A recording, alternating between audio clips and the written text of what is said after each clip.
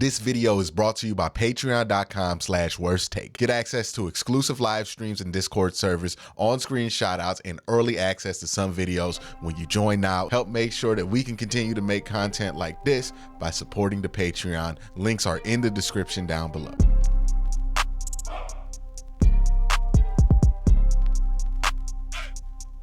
I was watching the divisional round of the playoffs last week. And one of the things I got to watch, because Baker Mayfield was playing quarterback for the Tampa Bay Buccaneers, was this weird cycle that everybody tends to be in with Baker Mayfield, right? And what I'm going to try to do is wade the toxic waters that kind of surround Baker Mayfield. Not necessarily that it's Baker's fault himself, but talking about Baker Mayfield can be pretty toxic at times because it doesn't ever feel like people are making arguments for Baker Mayfield's benefit. It feels like people tend to use Baker Mayfield to make arguments that they want to make about other things about the team. And the reason I feel this way is because Baker Mayfield's success is never brought up in contrast of like the Carolina Panthers, who not only gave up on him, started PJ Walker over him, and then went on to draft Bryce Young. And say what you want about the Cleveland Browns quarterback situation. It's debatable whether the Browns should have went the way that they did. It is not debatable that Baker Mayfield's probably a better option than Bryce Young is. Right now, maybe you still believe in Bryce Young. I don't. I'm not a big believer in Bryce Young anymore. And I wasn't really that strong into him before the draft. This season really confirmed every concern I had about him. So it's interesting that that's never used, that it's never used as a gotcha against the Panthers, at least nationally. It's always used as a gotcha against the Cleveland Browns, despite the fact that the Cleveland Browns had a better record, won more games this season, 11-2 Tampa Bay's 10. People are using Baker Mayfield's success as a criticism of the Cleveland Browns. Now, this might be because he's most associated with the Cleveland Browns, where he spent the most amount of years. He was really only with Carolina for a cup of coffee, this and that. We all know. But fact remains is that every time Baker does something successful, people use it against him. And this is what I mean by the toxicity that surrounds the waters of the Baker Mayfield conversation. Because again, none of this is about Baker Mayfield. None of this is about how you actually feel about Baker Mayfield. Because when the conversation was about how you felt about Baker Mayfield, ironically enough, when he was the quarterback of the Cleveland Browns, a lot of people had the same stance on Baker Mayfield that the Browns had. Right? The common take on Baker Mayfield when he was with the Cleveland Browns, no matter what year it was, whether he was having a good year or a bad year, it would always come back to, I don't think that's a guy that's good enough and consistent enough for you to win a Super Bowl with. So that's how we feel about Baker Mayfield. That's how we felt about him since like 2020. So why is that never brought up? It's always brought up in contrast of, well, should the Browns have kept him instead of him? It's because it's not about Baker Mayfield, right? And what I'm going to talk about today is going to further expose that the fact that people keep bringing up Baker Mayfield in this conversation, I don't really think has anything to do with Baker Mayfield. Now, why are people so annoyed and polarized with Baker Mayfield? I think the answer is obvious, and it's happening more and more to more quarterbacks every day. There are people who are willing to go all in on very little information. A quarterback has 3 good games, we ready to crown him as elite. A quarterback has 1 good season, we're ready to put him in top 5 with Pat Mahomes.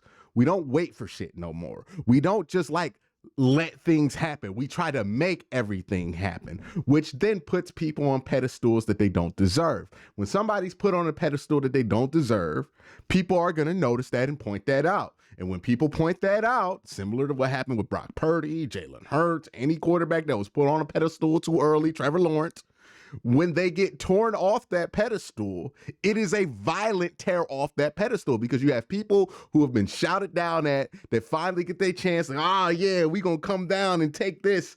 And then they go too far with it, right? Now we talk about Trevor Lawrence being one of the worst quarterbacks in the league or something goofy like that.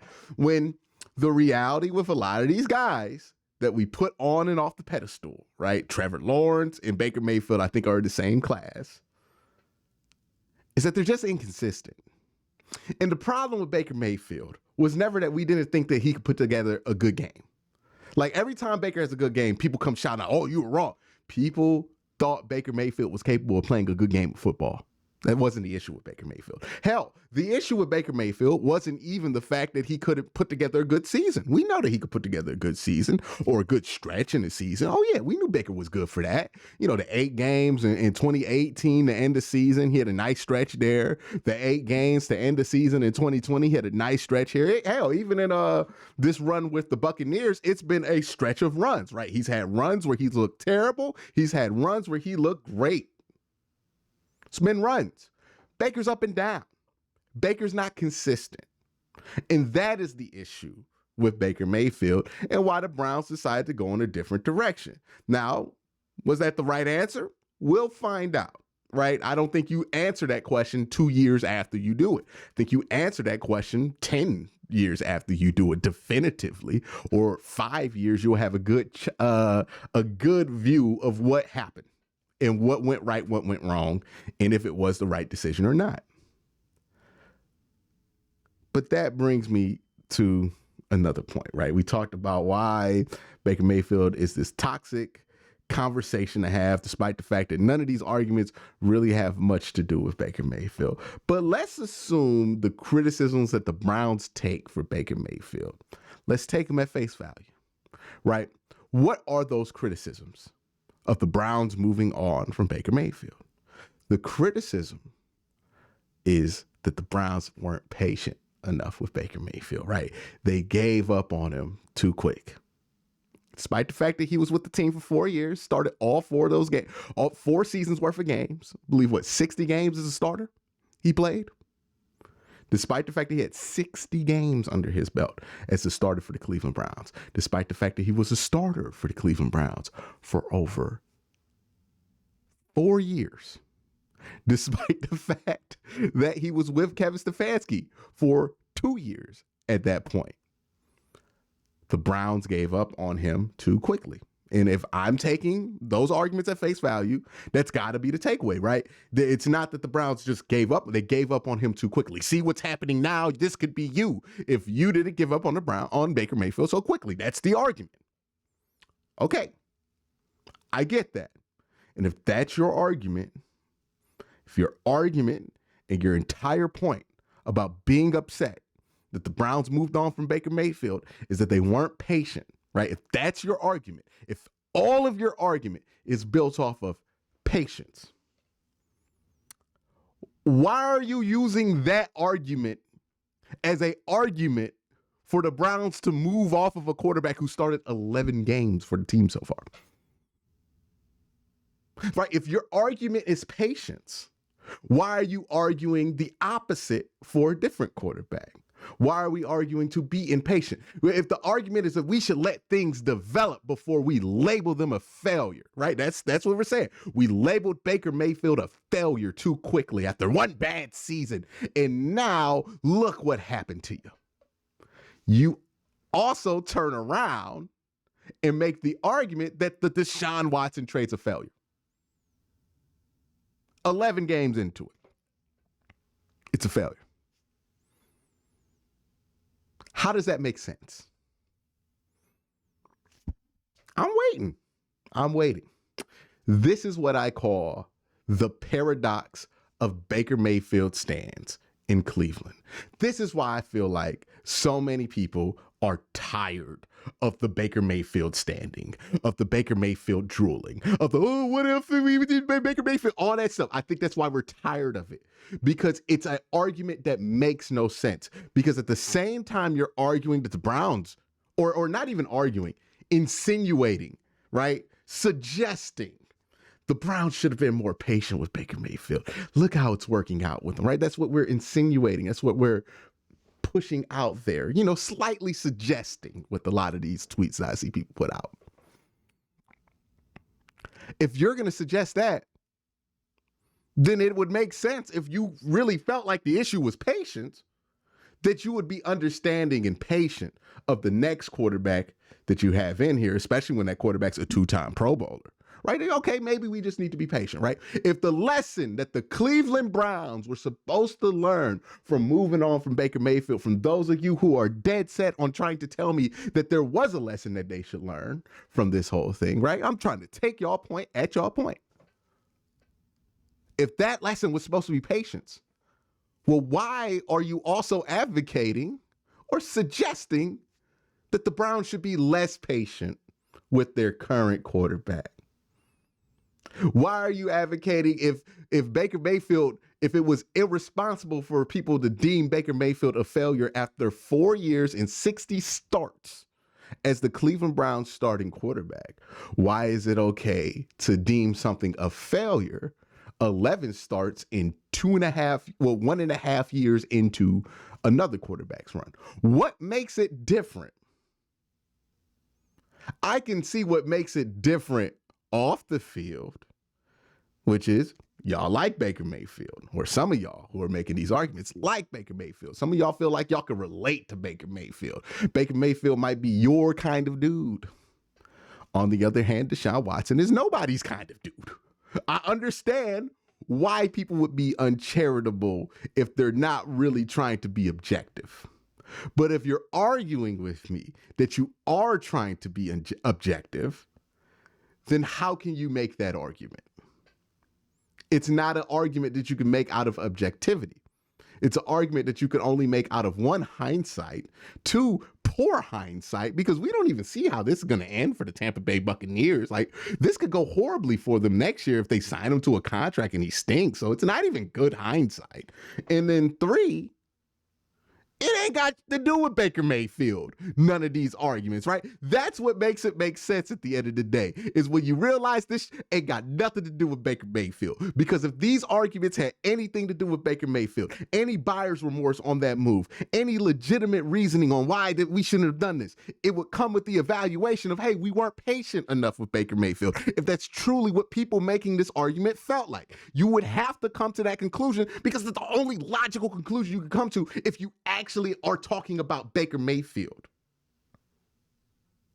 If your argument is actually about Baker Mayfield, if your regret is actually about Baker Mayfield, then what you have to come down to is, hey, we weren't patient. Now, again, I don't think the problem with Baker Mayfield was that the Browns weren't patient enough. I think that they saw what it was. He's not consistent. And he's not a consistent quarterback. And when you pay a not consistent quarterback, that becomes a different problem. And they didn't want to be in a position to have to pay him. So they moved on from Baker Mayfield. I'm fine with that decision. I've been fine with that decision for like 3 years. But people who have not been fine with that decision don't even know why they aren't fine with it. Because again, if that's why you were fine, if that's why you were upset with the decision, it's because you didn't think they were patient enough. And if your issue with the Cleveland Browns was that they weren't patient enough at the quarterback position, why would you argue for them to repeat that same mistake if you truly felt like that was the mistake? Or does this have something else other than football, other than an objective look at the game about why you're making these arguments? Are these arguments actually about Baker Mayfield? Or are they about something else? Because if they were about Baker Mayfield, you wouldn't be talking about deeming something a failure after 2 years. Because there's no way, if you really thought that that was a lesson that the Cleveland Browns should learn, that you would walk away from it thinking, oh yeah, but it's cool to call this dude a failure after 2 years and 14 starts, but you're advocating for somebody after 60 starts, after 40 starts, not to be deemed a failure, despite an under 500 record. Meanwhile, Deshaun Watson sitting at 3 games over 500? Where does it make sense? It doesn't. Because none of this got anything to do with Baker Mayfield. It's got to do with how people feel about the dude who replaced him. So when next time you hear somebody try to use Baker Mayfield against the Cleveland Browns, evaluate that. Evaluate if they're actually talking about Baker Mayfield. Evaluate if they're actually trying to make a argument about patience, and then evaluate what they think of the Browns' current quarterback situation. See if they actually care about the Browns getting better, or they care about complaining about the Browns. Because the Baker Mayfield stance, the paradox of the Baker Mayfield stance, is that they don't actually care about the good of the team. They care about saying, "Oh, we were right about this one thing," despite how wrong they are about it. And I'm not even saying like, oh, Baker's not a good player. I'm saying you're right because they weren't patient, but then you're arguing for them not to be patient. By your own argument, you have admitted that your argument is wrong. That's my thoughts. Let me know your thoughts. And you see how that's a paradox, by the way? That make no sense, right? That's why it's a paradox. But y'all have a great day. Have an even better night. Peace.